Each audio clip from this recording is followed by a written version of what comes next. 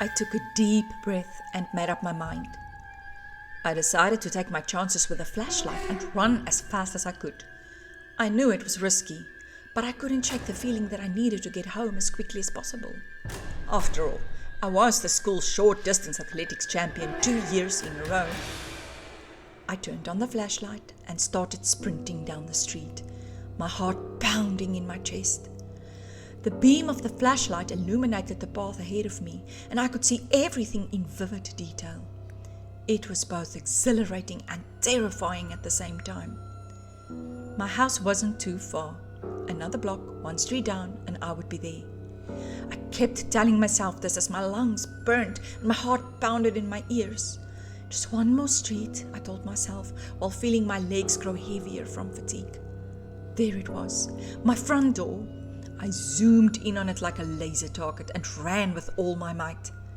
I realized that the door would be locked, so while running, I looked for stones or bricks to use to break a window.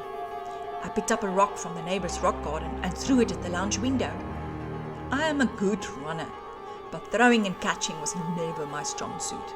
So, of course, I missed the window, and the rock shattered a pot plant under it. I panicked, not just for the noise, but also for missing the window. I picked up the rock to try again when my eye caught a shiny object in the soil of the shattered pot. It was a spare key. Thank you, Mum, for always planning ahead, I thought to myself. Relieved that I didn't have to make another noise, I picked it up, unlocked the door, and fell down on the couch in the lounge. I don't know how long I was lying there trying to catch my breath before I could focus and think straight again. It's strange how a familiar surrounding can make one feel safe.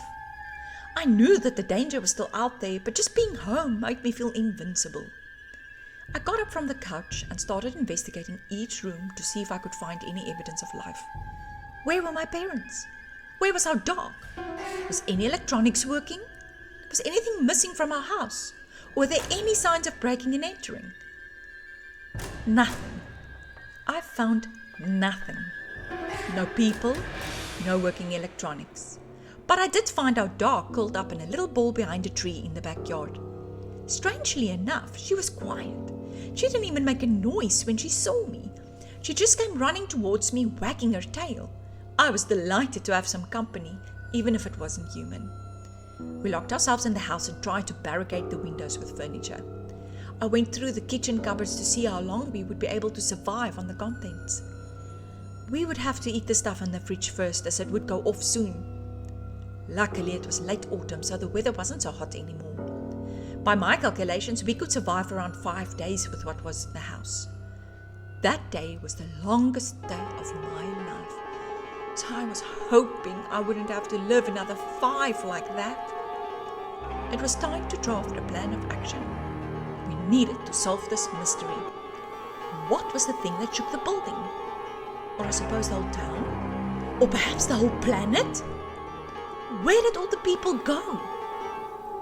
But I was too exhausted and fell asleep on the couch with our dog in my arms until the first sunlight woke me the next day. I got up and peeked through the window to see if I spotted any movement. Everything looked so different in the daylight, so normal, so not scary. The one thing I did have a lot of was time, so I thought to myself, no rush to get out there and face reality. Let's take it slow. Breakfast was my first priority. Anything from the fridge that didn't need cooking. Then I remembered that we had a camp stove in the garage somewhere, which should work if the gas wasn't empty. I wouldn't mind a cup of tea or scrambled eggs. It took me a while to find the camp stove in the garage, but I eventually did. Unfortunately, I discovered that the gas canister was empty. Now I had a decision to make. Should I venture into the outside world and try to obtain gas from the corner store, or wait another day and make do with what I had in the house?